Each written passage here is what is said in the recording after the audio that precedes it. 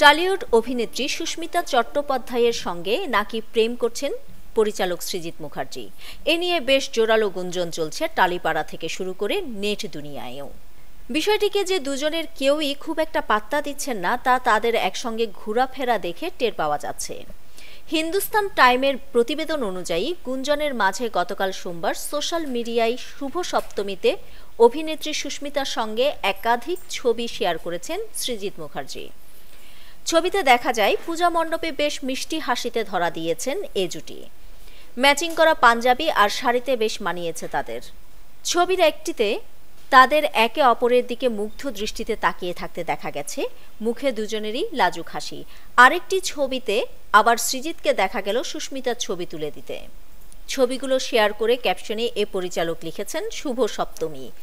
এদিকে এসব ছবি নিয়েও নেটিজনরা বেশ আলোচনা সমালোচনা করেছেন। তাদের ধারণা সৃজিত মুখার্জি আবারও প্রেমের সম্পর্কে জড়িয়েছেন।